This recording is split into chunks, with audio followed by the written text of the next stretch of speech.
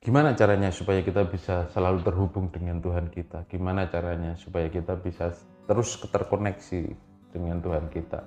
Ibarat handphone, laptop yang itu terhubung ke WiFi, maka akan bisa kita gunakan untuk berselancar, untuk internetan secara sukaria, untuk mencari informasi tentang apapun, mencari data apapun, dan seterusnya.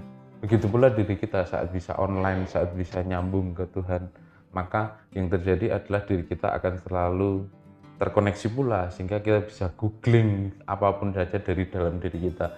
Kita bisa ngechat GPT diri kita sendiri dari dalam diri kita. Kita bisa tanya apapun dari dalam diri kita informasinya.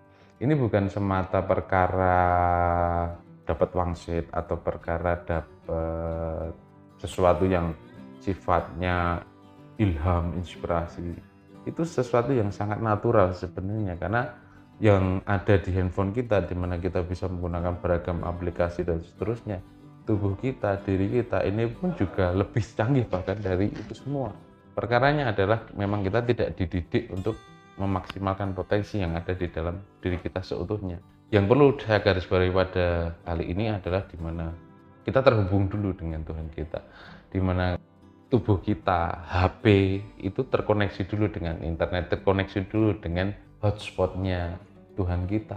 Dari situ kita bisa punya kemampuan yang lebih untuk bisa mengakses secara lebih jauh potensi-potensi yang itu sebelumnya tidak pernah kita bayangkan, sebelumnya tidak pernah kita miliki. Saya pernah mengalami sebuah fenomena di mana saya semasa SMA itu hanya berlatih teater beberapa kali saja, dan hanya tampil sekali, itu pun dengan adegan yang nggak sampai 1 menit. Waktu itu adegannya cuman, wah bos gawat, cuman gitu tok adegannya. Terus kemudian saya keluar, selesai. Tapi yang terjadi di tempat kerja saya sekarang saat ini, saya diperkenankan untuk menulis skenario, bahkan di situ saya juga menyutradari sebuah pementasan opera teater di mana pemainnya 40 lebih dan seterusnya.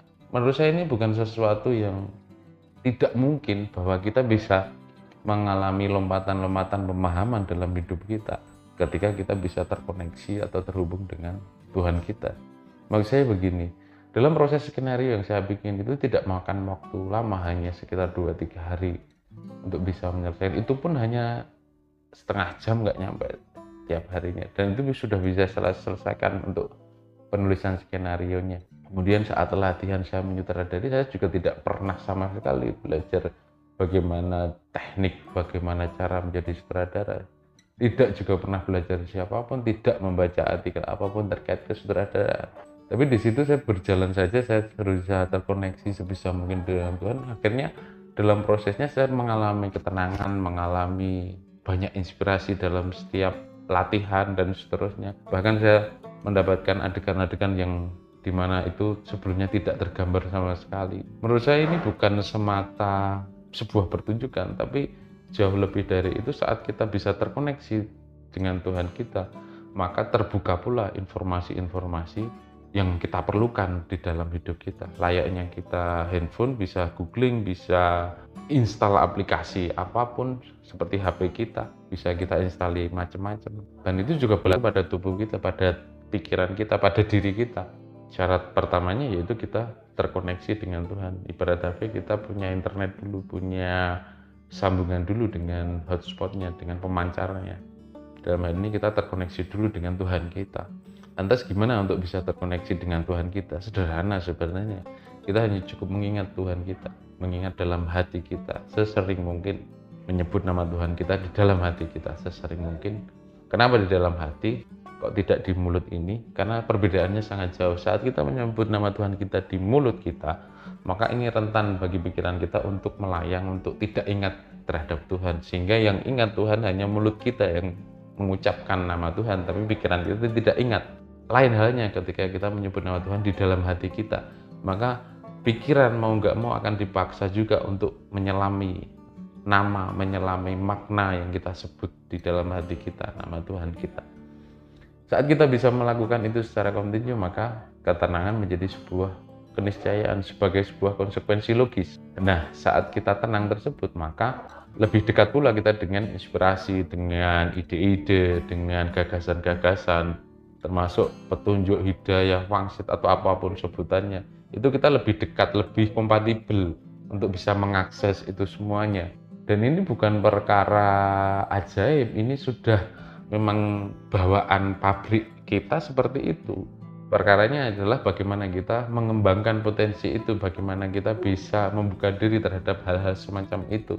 Nggak perlu khawatir terkait nanti apakah ini benar atau tidak. Kita bisa konfirmasi setiap informasi yang kita peroleh dari dalam diri kita dengan pengetahuan yang ada saat ini, dengan informasi yang ada saat ini. Kita bisa cross-reference-kan dengan yang ada saat ini. Justru itu yang terjadi kalau yang saya alami itu saling menguatkan antara yang saya perlu dari dalam dan yang kemudian saya cross-check-kan ke pengetahuan pemahaman saat ini.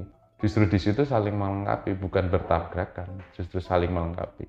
Dan menurut saya ini potensi yang perlu dikembangkan, perlu kita jaga karena ini merupakan pendidikan yang tidak diajarkan sebelumnya memang di sekolah-sekolah.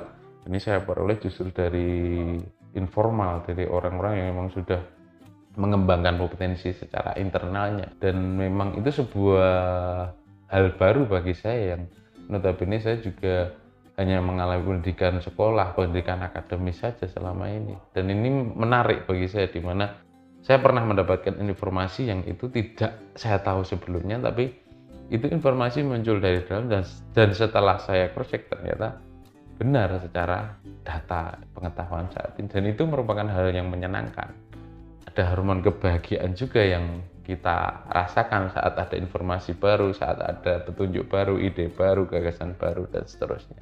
Dan menurut saya ini salah satu poin berharga dari dunia spiritual yang bisa kita selami, yang mana memang itu semua nanti dalam rangka menuju kemenyatuan dengan Tuhan.